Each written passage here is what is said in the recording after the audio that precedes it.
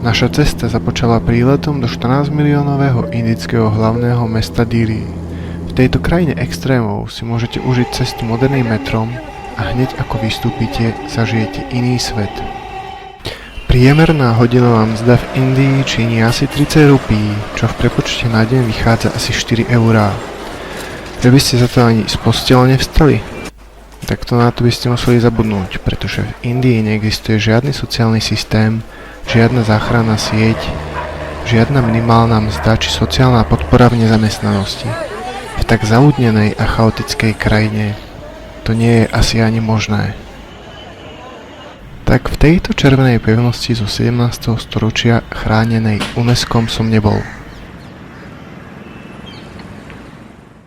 Po spopolnení Gandhiho tela na brehu rieky Jamuna jeho najbližší a kňazi pozbierali jeho popol a rozprášili ho na niekoľkých miestach v Indii, najmä do posvätných riek Jamuna a Ganga a taktiež na najjužnejšom mieste Indii na súbehu dvoch oceánov v Kanyakumari. Tento muž doviedol Indiu k nezávislosti od britského imperializmu a 30. januára 1948 ho zastrelil hinduistický novinár Nathuram Godse pri jeho prechádzke po Novom Dili.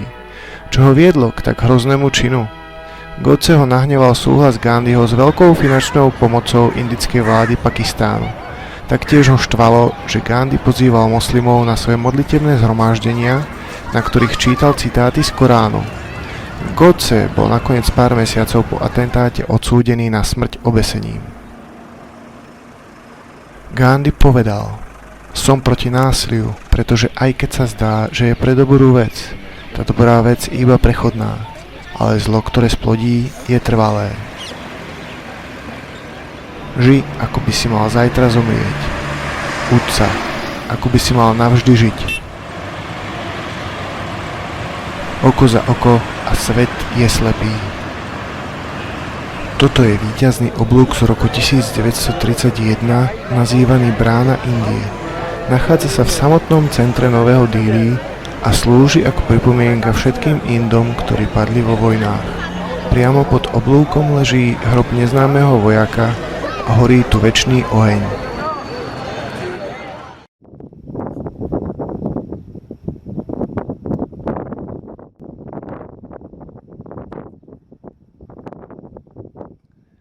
Z Dili sme sa vybrali vlakom na úpätie Himaláji do mesta Manali.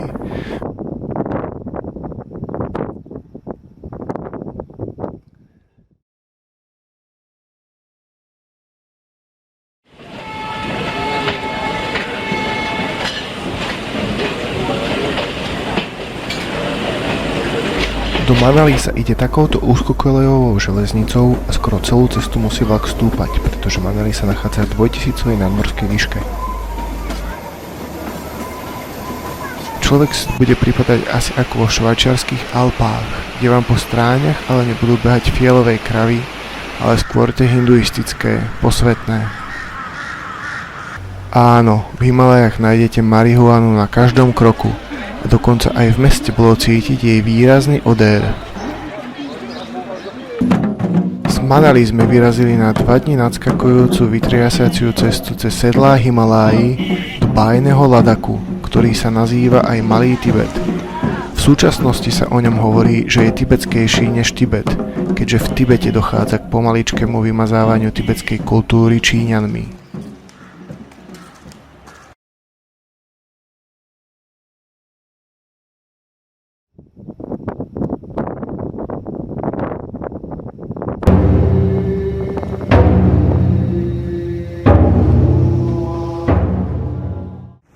Cesta vedúca cez sedlo Rotang Pass je jedna z najnebezpečnejších na svete. V preklade znamená hromada mŕtvol a sú tu časté zosuvy pôdy. Raz náš šofér autobusu zišiel z prudkej zákruty a išiel rovno dole po kopci.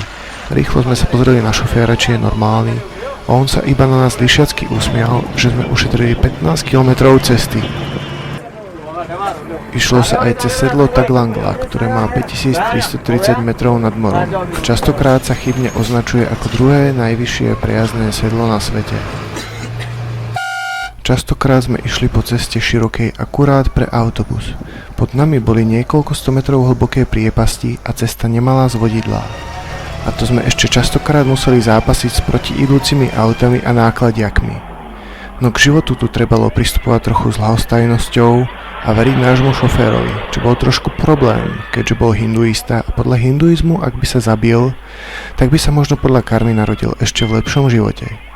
Podľa nich v skutočnosti vlastne nikdy žiadnu vec vrátane života nevlastníme. Iba ju tak na chvíľu podržíme a ak ju nie sme schopní odložiť, vlastní ona nás. Mesto Lech leží vo výške 3500 metrov nad morom a má asi 27 000 obyvateľov. Toto mesto sa nachádza v Ladaku, ktorý je v súčasnosti časťou štátu Jammu a Kašmír. Dominantou Lehu je kráľovský palác zo 17. storočia, postavený v podobnom štýle ako tibetská Potala v Lhase. V súčasnosti v ňom prebieha rekonštrukcia, takže v ňom nečakajte nejaké nádherné interiéry. V jednom filme som raz počul starú tibetskú múdrosť, ktorú som si vštepil do srdca a znie: keď na daný problém existuje riešenie, je zbytočné sa znepokojovať.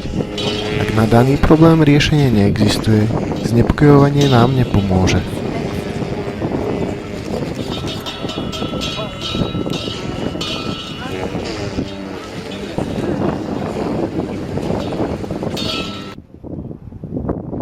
Shanti stúpa bola postavená japonskými budhistami v roku 1991 a bola vysvetená samotným Dalajlámom. Stúpy, alebo ako sa im inak hovorí čorteny, predstavujú akýsi pomník, v ktorom sú uložené zamurované relikvie, ostatky svätých či samotného Budhu. Totiž po Budhovej smrti a následnej kremácii mal nastať medzi niekoľkými panovníkmi spor o jeho pozostatky. Konflikt bol vyriešený rozdelením ostatkov na 8 dielov, nad ktorými boli navršené stúpy. Za vlády ušľachtilého kráľa Ašóku boli tieto stúpy otvorené a rozdelené na 84 000 častí, ktoré boli roznesené do všetkých kútov Indie a nad nimi boli postavané stúpy.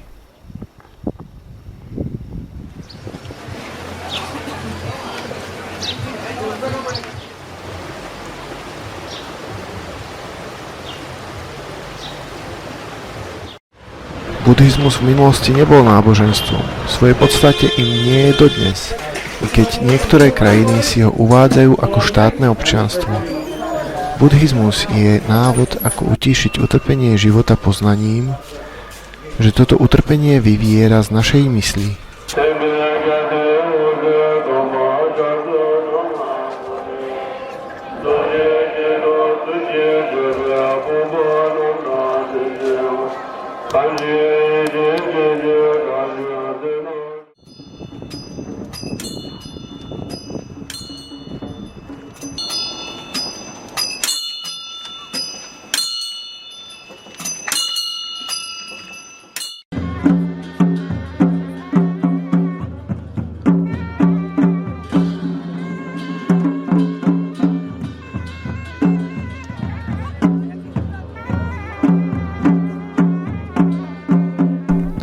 Mali sme možnosť vidieť aj buddhistický festival v dedine Phiang. Festival pozostával z tancov buddhistických mníchov. Každý tanec trval asi štvrť hodiny a potom nasledoval ďalší. Týmito tancami sú pripomínané a oslavované významné legendárne historické postavy tibetského buddhizmu. V predstaveniach, v ktorých hraje nesmiernu úlohu choreografia a hudba, vystupujú maskované postavy buddhistických božstiev, budhov, bodhisattvov, demónov, ale aj legendárnych ľudských hrdinov, ktorí sú odení do mnohovrstvých farebne pestrých kostýmov, zdobených ornamentami a rituálnymi magickými predmetmi. Tieto tance sa usporiadujú taktiež aj pri uvítaní rozličných návštev.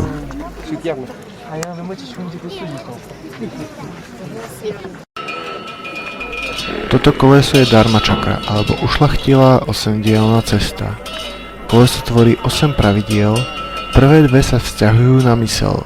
Pre buddhistov totiž konanie nezačína činom samotným, ale príprava na čin vždy začína v mysli, nech už vedome alebo nevedome. Tretie až piate pravidlo sa vzťahuje na mravné jednanie a posledné 3 sa zaoberajú kultiváciou mysli.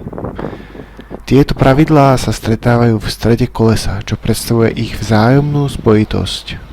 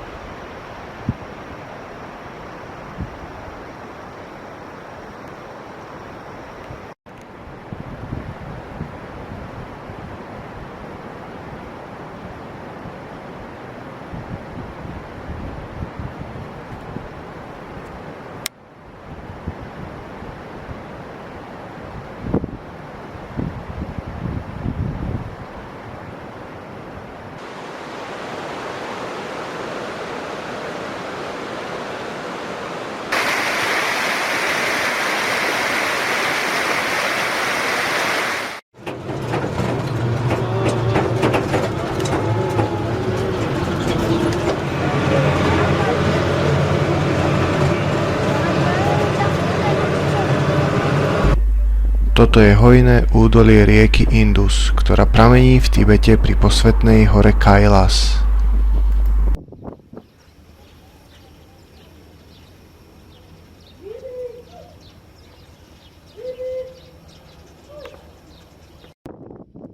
Tibetský modlitebný praporok sa nazýva lungta. Lungty bývajú Tibeťanmi rozvešané okolo domov, na kopcoch či stúpach a na ďalších, väčšinou veterných miestach. Na praporkoch bývajú umiestnené veterné kone, modlitby alebo rôzne mantry.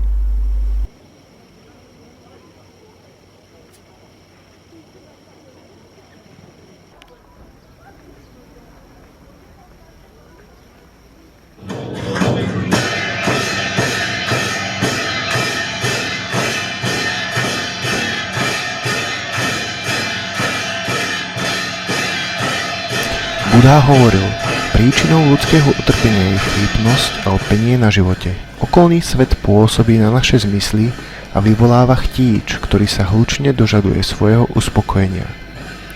Ilúzia vlastného ja vzniká a prejavuje sa v pení na veciach. Túžba žiť pre vlastné potešenie nás púta do siete bolesti. Pôžitky sú vňadidlom a bolesť je výsledkom. Buddha prirovnáva naše ja k ohňu, ktorý páli, horí, pokiaľ prikladáme naše vášne a túžby. Je to pre našinca šokujúce, keď má pochopiť, že na čo bol najviac hrdý, na svoje ja, totiž svoje talenty, svoje myšlienky, svoje sebavedomie, že to má opustiť, pretože je to akýsi preľud, ktorý zabraňuje videniu pravdy, keď má prijať, že ja je splodina vedomia, dodatkovo vzniknutý element, ktorý spôsobuje utrpenie, pokiaľ jeho ilúzii veríme.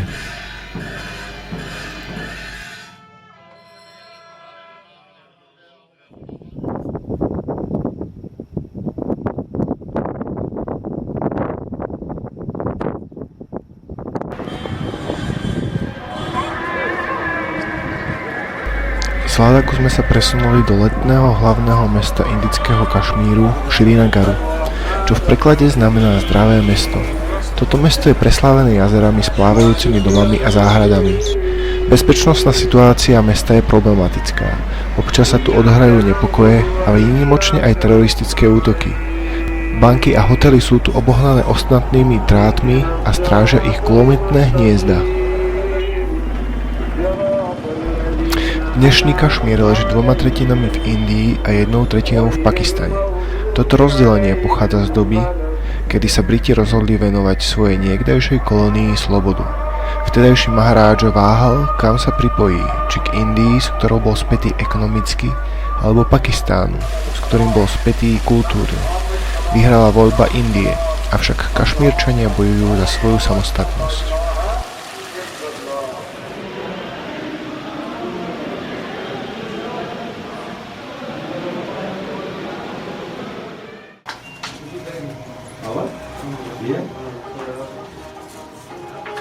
This is how handmade pashmina has been woven. Najznámejším artiklom Kašmíru sú šály z pašmíny. Tkajú sa zo srstí tibetských kôz. Ich vlákna majú 5-krát menší priemer než ľudský vlas. Keďže sa srsť strihá na krku kôz, kde je najjemnejšia, tak každá koza poskytne asi 300 gramov srsti za rok a na výrobu jednej šály je potrebných 10 kôz. Kvalita srsti závisí na nadmorskej výške, v ktorej kozy žijú. Vo vyšších polohách poskytnú kvalitnejšiu vlnu s lepšími izolačnými vlastnosťami.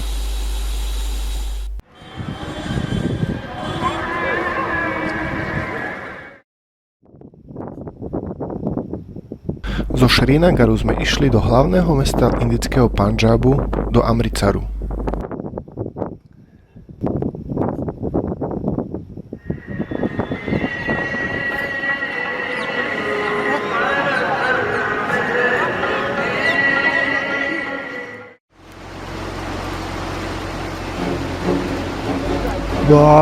Pomoc! Cestu skomplikovala takáto dopravná zápcha. Bola nekonečná. Miestni obchodníci museli mať radosť, pretože všetky obchodíky boli totálne vypredané. Cesta bola totiž zavretá kvôli zosuvu pôdy a robotníci, teda bol tam až jeden, neboli moc aktívni.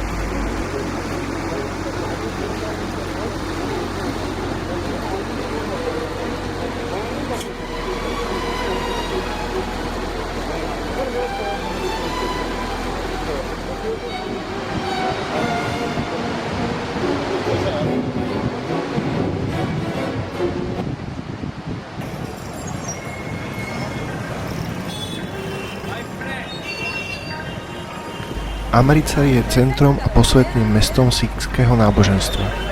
Leží len 32 km od pakistanských hraníc. Sikhský zlatý chrám je najdôležitejšou svätyňou sikhského náboženstva. Je to obrovský komplex budov z bieleho kameňa, vnútri leží obrovská nádrž a uprostred nej, ako ostrov, žiari samotný Harimandir. Chrám pokrytý medeným plechom, ktorý je pozlátený niekoľkými tonami zlata. Tu sa nachádza originál knihy Guru Granth Sahib, napísaný priamo 10. sikhským guru. Táto kniha sa každý večer prenáša na nosítkach k úschove a pre Sikhov je najväčšia česť byť nosičom tejto knihy.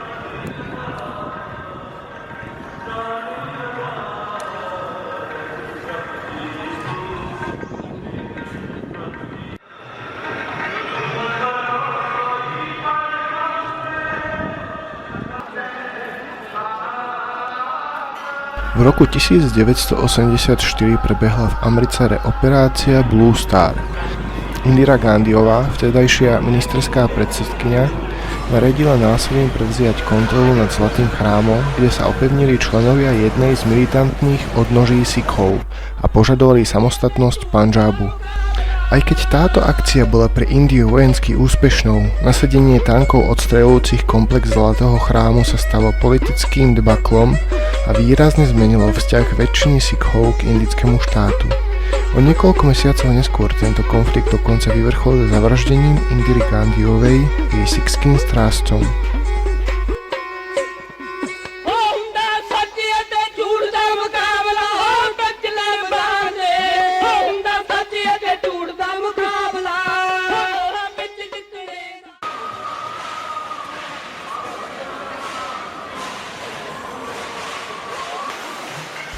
Pri Zlatom chráme je verejná jedáleň, kde sa môže spoločne zadarmo s ostatnými ľuďmi nájsť hocikto. Keď chcete, môžete sa tu spoločne s ostatnými zúčastniť na príprave jedla a umývaní riadu. Či bohatý, či chudobný, bezdomovec, všetci sme si tu rovní. Sedíme spolu na zemi a jeme to isté jedlo. Toto jedlo tu podávajú. Je to čapaty, čiže placka, dál, čiže šošovicová omáčka a mliečna ryža. Po hale sa prechádzajú dohadzovači a keď ešte chceme, tak nám prihodia ďalšiu dúfanku dálu.